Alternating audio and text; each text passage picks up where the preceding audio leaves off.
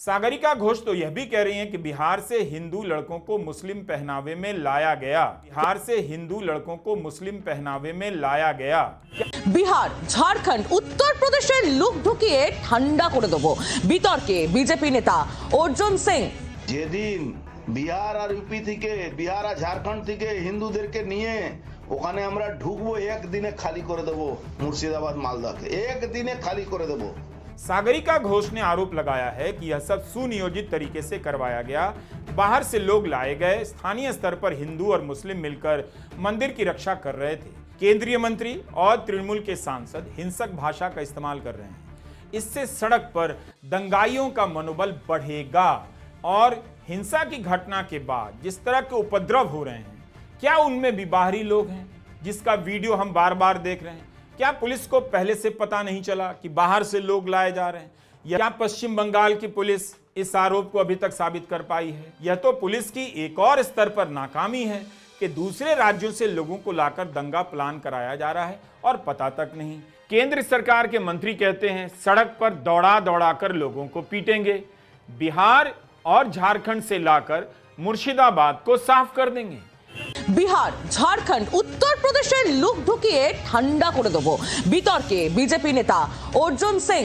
যেদিন বিহার আর ইউপি থেকে, বিহার আর ঝাড়খণ্ড থেকে হিন্দুদেরকে নিয়ে ওখানে আমরা ঢুকবো, একদিনে খালি করে দেব মুর্শিদাবাদ মালদাকে, একদিনে খালি করে দেব।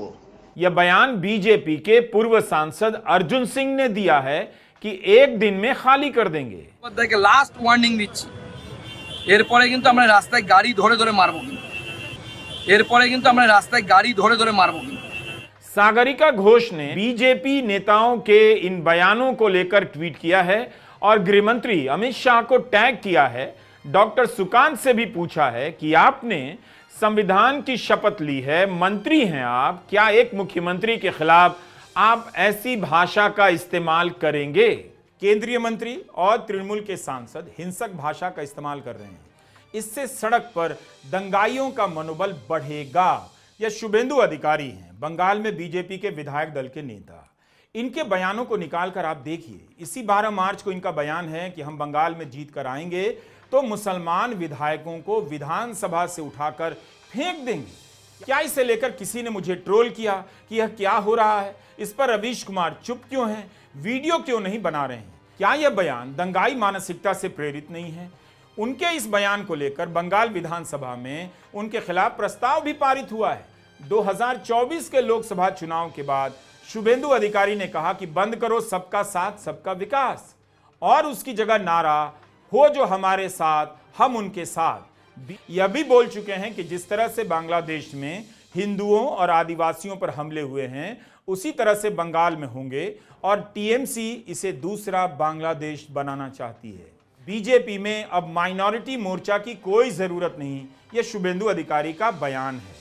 क्या प्रधानमंत्री मोदी को इन बयानों में कोई समस्या नजर नहीं आती? शुभेंदु अधिकारी के यह बयान साफ साफ कह रहे हैं कि किसी तरह मुसलमानों को लेकर बंगाल में तापमान गर्म करते रहना है। शुभेंदु अधिकारी जैसे नेता के बयान को आप कैसे पचा लेते हैं? अगर ममता बनर्जी पर तुष्टीकरण के आरोप लगते हैं तो इन बयानों को क्या समझा जाए? यही शुभेंदु अधिकारी थे जो RG Kar medical college and hospital की घटना को लेकर कोलकाता हाई कोर्ट चले गए और उस मामले की जांच को सीबीआई के हवाले कर दिया गया।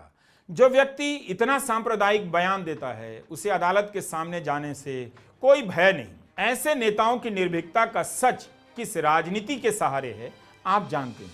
शुभेंदु अधिकारी कह रहे हैं कि मुस्लिम विधायक को सदन से बाहर फेंक देंगे। केवल बंगाल में नहीं बल्कि राजस्थान में भी बीजेपी के विधायक गोपाल शर्मा ने कांग्रेस के सचेतक रफीक खान को सदन के भीतर पाकिस्तानी कह दिया।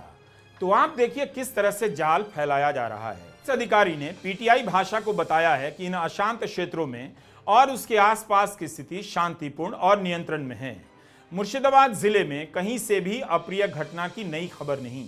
वहां पुलिस की तैनाती है और हम किसी भी तरह के उपद्रव को शांति भंग नहीं करने देंगे। भारत में सांप्रदायिक ताना बाना बिगड़ चुका है। 10 साल तक लगातार झूठ के दम पर नफरत किसने फैलाई? अब तो इसका रिकॉर्ड आपके फोन में है, बस आप समझ नहीं रहे हैं। हर समय उकसाया जाता है, जवाबदेही उस पर भी होनी चाहिए और उस पर भी जो उकसाने के नाम पर हिंसा करता है।